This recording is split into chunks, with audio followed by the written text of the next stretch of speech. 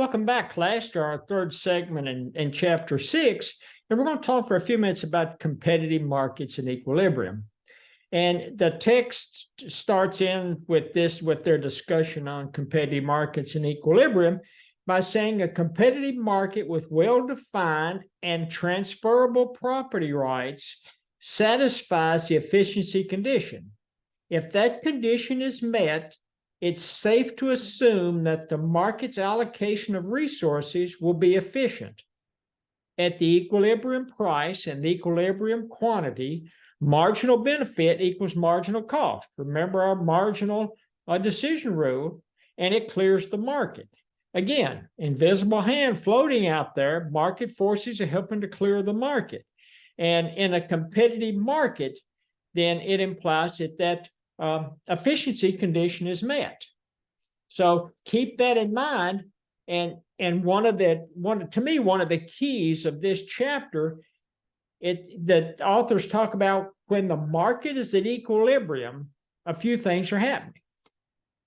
Demand curve indicates the marginal benefit of the last unit. Remember, the last unit consumed, also the opportunity cost of foregoing any other good or service. So that's your downward sloping demand curve.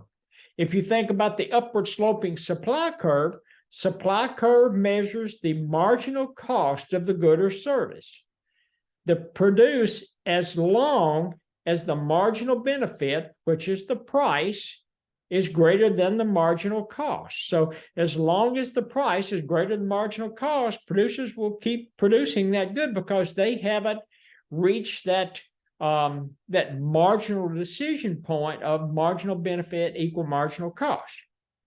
And furthermore, at the equilibrium price and equilibrium quantity, consumers are maximizing net benefits because at that point, marginal benefit, the utility of consuming or the satisfaction and benefit from consuming that good or service equals the marginal cost, which has a proxy for price.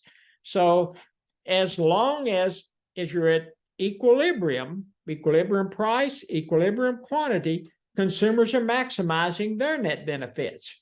Producers are maximizing their net benefits because the marginal benefit, which at that point is the market price, equals a marginal cost, factors needed to produce that next unit of good or service.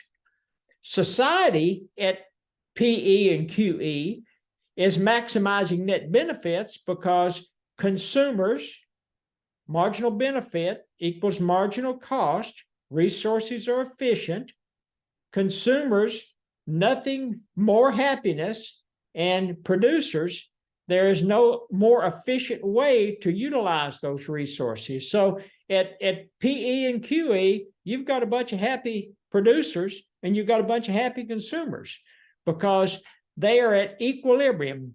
Invisible hand, the market forces have driven the market to equilibrium. Society makes the best possible use of scarce resources at equilibrium. And then lastly, market system, self-interest of consumers and producers, directs the resources to the best possible use. And again, it goes back to the invisible hand. So at equilibrium, consumers are happy, producers are happy, society as a whole is happy. So again, you've got a bunch of happy campers when the supply and demand curves are at equilibrium, at the equilibrium price and the equilibrium quantity. Now, something happens at different times. If you have a consumer surplus, the amount by which the benefit from consuming a good exceeds the cost of acquiring it. And then you've got producer surplus, the difference between the revenue received by a seller for a good or service and the marginal cost of producing that good. And if you've read your textbook, and I hope you have, or at least looked at the notes that I've got loaded in the system for you, the example they use in the textbook is, talking about steak. And I think that the range was something like maybe the value of the steak was $36 and the individual was willing to pay $30. The consumer was willing to pay $30. The seller or the producer, but in this case, more likely the seller, was willing to sell that steak at $10, but they negotiate, which happens a lot in the market. They negotiate, and at some point, they end up coming to agreement on a price. Seemed like it was $18. So seller got $8 more than they were expecting or willing to sell the steak for. The consumer paid $12 less than they were willing to pay for the steak. And at that point, you had what the book talks about. You had a consumer surplus for the consumer. You had a producer surplus for the producer, and both consumer and producer were happy. And the key point to that is the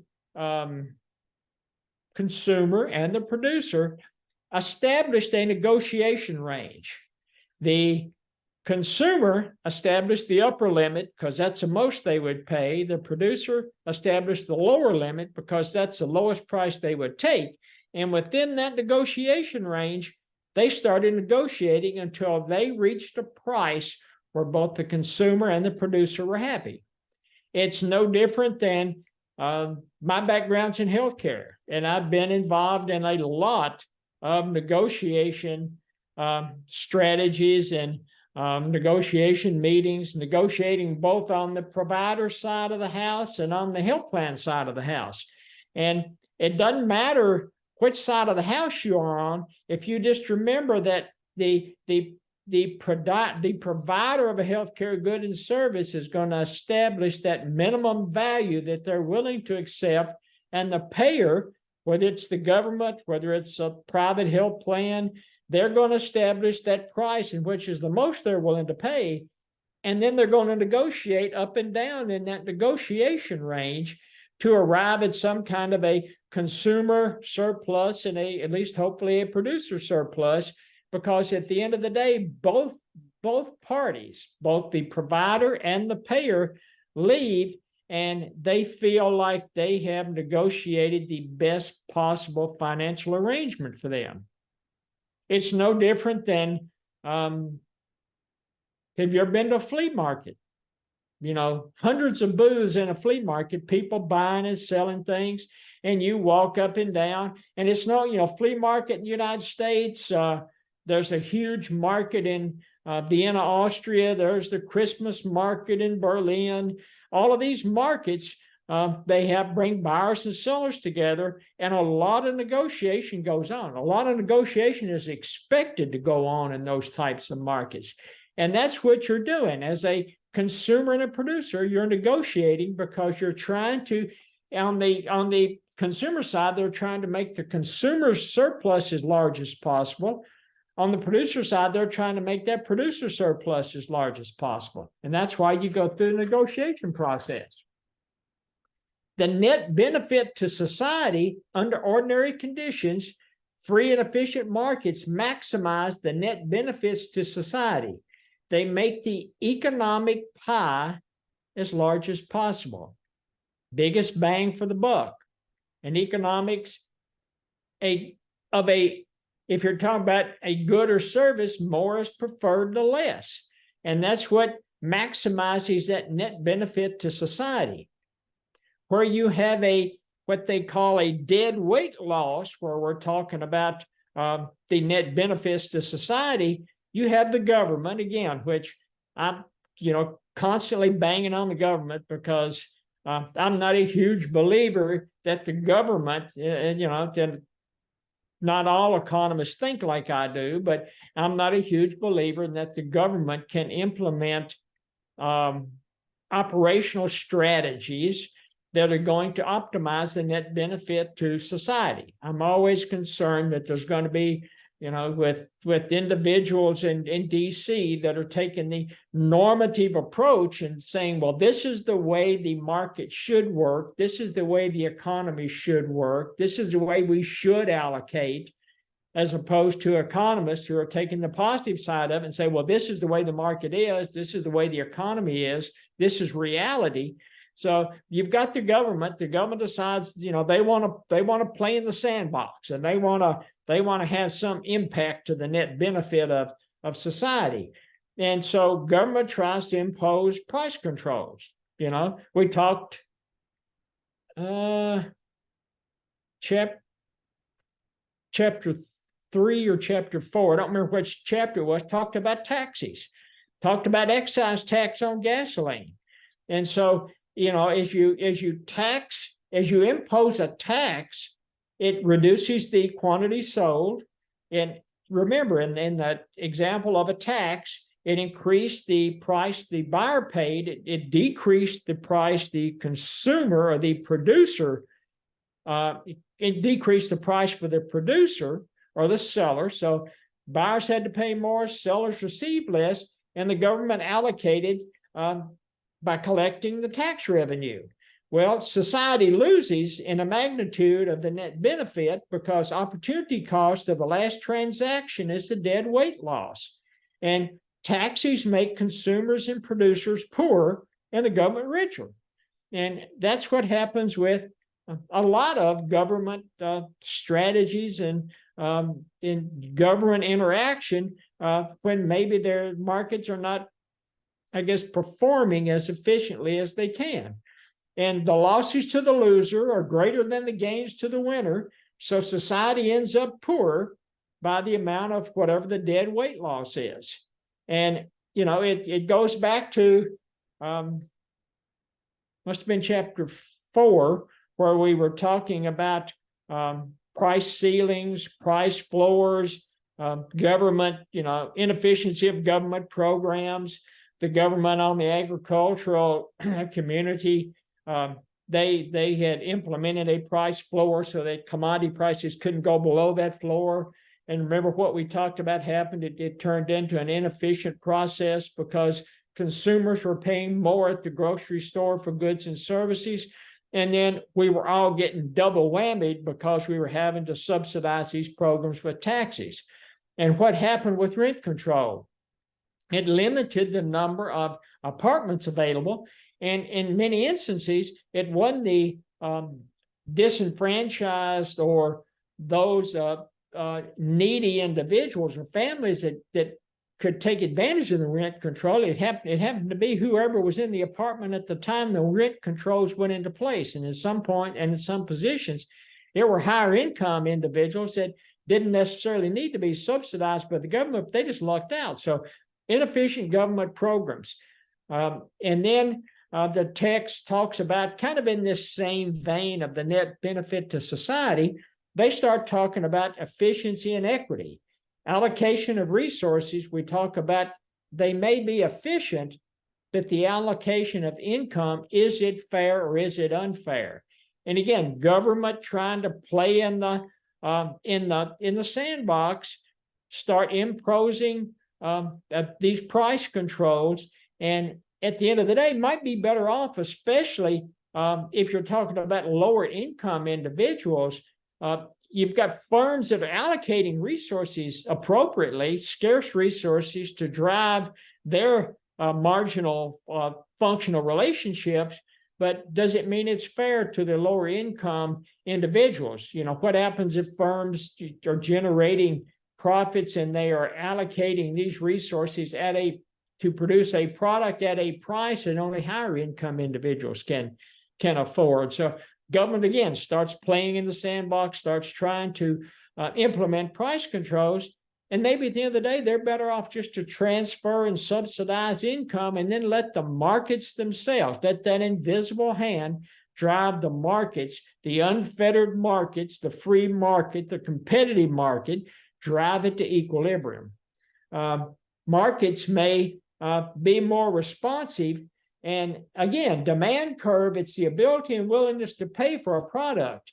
And you may have lower income individuals that have a demand or were seeking a product, but they don't have the capability of paying for that product.